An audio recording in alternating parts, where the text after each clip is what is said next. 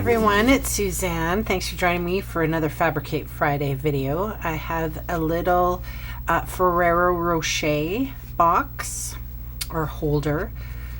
And here in Canada, we actually get Ferrero Rochers in little bags of 3. And I ate one, so then I had to shorten the box because I could only show you 2. I'm just joking. I only wanted 2 in here. I thought this would be perfect for Thanksgiving table or a dinner party or even a wedding treat. So I really like the little window in there. It opens like this. It's a little tight. And the reason why it's tight is because I put a little bit of the leftover designer series paper in there and the cardstock that sort of came out from here. So I won't do that on, this was the example. I won't do that on what we make today. So you can see how well that fits in there, hey? Like a glove. Whoops. Oh my. There's a happening. It's so, there we go. The little Ferrero Rocher sticker stuck on the inside of my beautiful box. Okay, so let's show you how to make it. I'm using Cajun Craze today. I need a piece of cardstock. So that is 5 5/8 by 6 3/4, which is right here.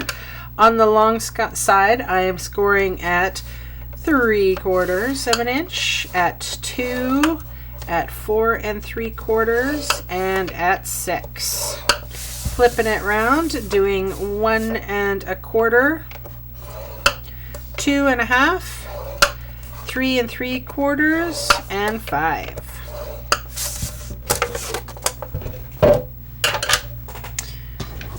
Burnish and fold and burnish all score lines.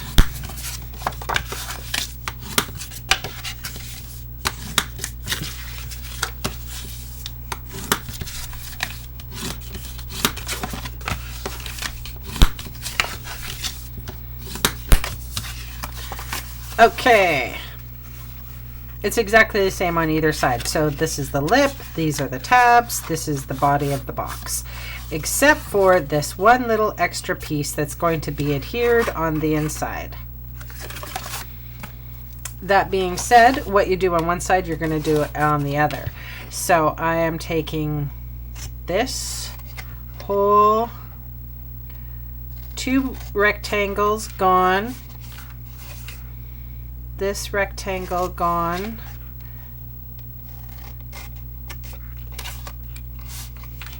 this is the lid or the flap, keeping that.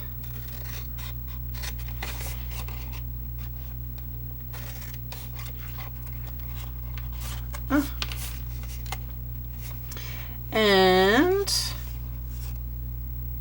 oh right, and this one's gone too. And what I'd like to do here is definitely wedge in. Oops, that might have been a little too much.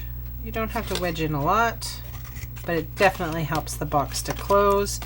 And you know what? Just because I was having a little problems with the others, I think I'm going to make these half size. Okay.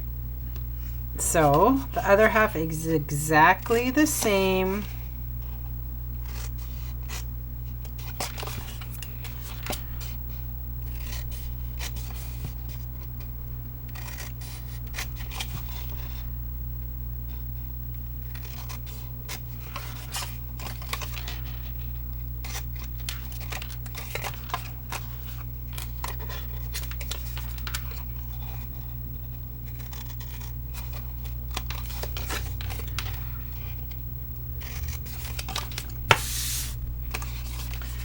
And wedging out.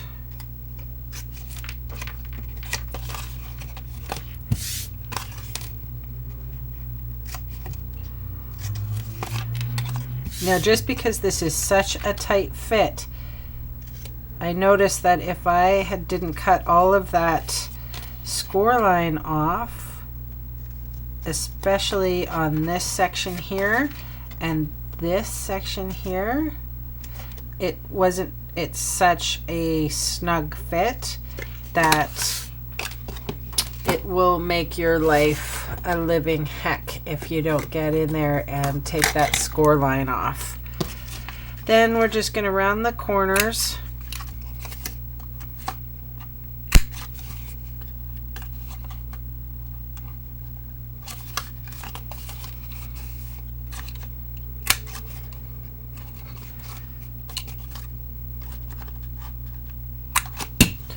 Okay,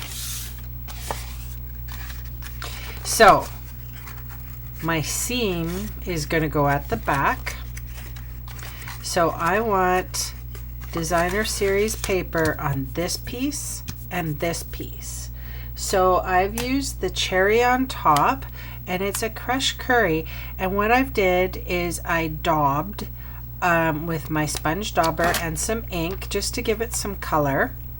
I've daubed along 3 edges and just a little bit here and a little bit there, and I did the exact same thing. And it's because when you put the designer series paper on, this side is, I wanted to catch that side. So I'm putting the designer series paper, and I opted this time in this example to not put it on the top.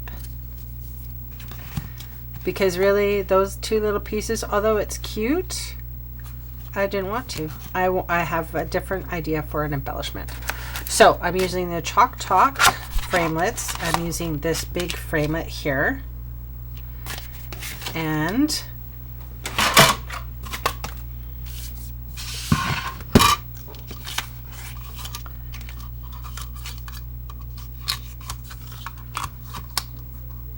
all right, so what we need to do is put some fast fuse on the inside, or glue dots if you wish, to make our little window with the or we have to put the acetate down.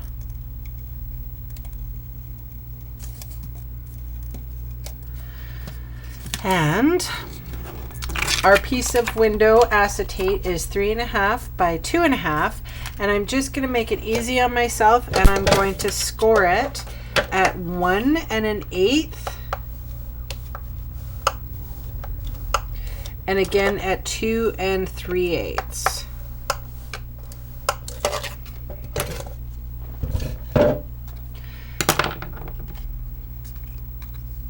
Sorry, and that was on your long side. So now I'm taking the 2 scored lines of the acetate, and I am adhering them, trying to line them up with the score lines on my scored paper.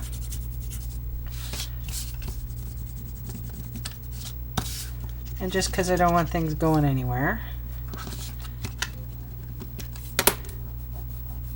And also because it's a tight fit, you don't want any of that adhesive showing, so give it a good rubbing. All right, there it is. And you know what I forgot to do? I forgot to daub it. I wonder if I could do this now.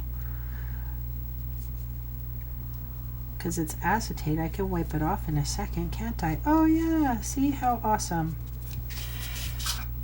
I just sort of wanted, I felt like adding a little bit of autumnal color there.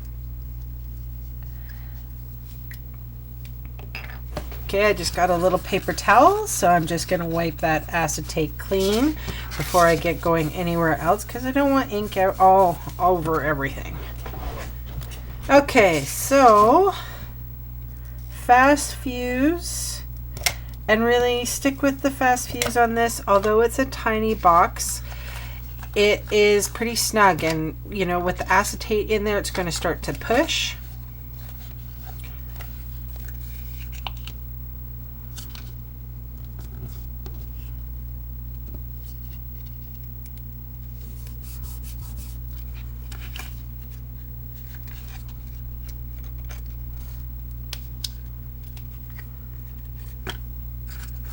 All right, I'm stealing the Ferreros out of this box.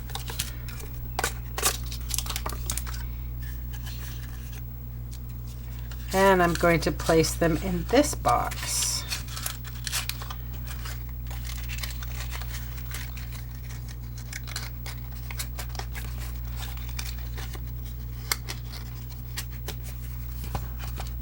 Ta-da! Okay. And one of the little things I'm going to do here for decoration is I'm going to take some of our linen thread and just ball it up, and then I'm taking the wooden embellishment, thanks, and it's going to go right over the top there. I love these for I've been playing around with them. I'm using them all over the cards, and I mean, they're so cool. Maybe that's because I do a little bit of mixed media, and I love the fact there are some products that cross over. I use chippies and different products for my mixed media. Okay, so you can see what I'm doing here. I'm just taking some glue dots, and I'm sort of trying to ball it up into a little ball. I'll put one at the bottom there.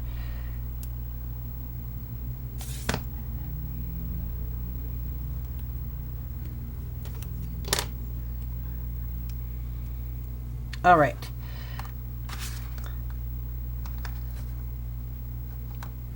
I'm just going to make a little nest.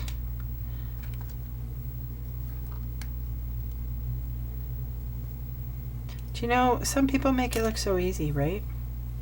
Okay, obviously I can't do it well. So I'll do it the way I normally do it, and have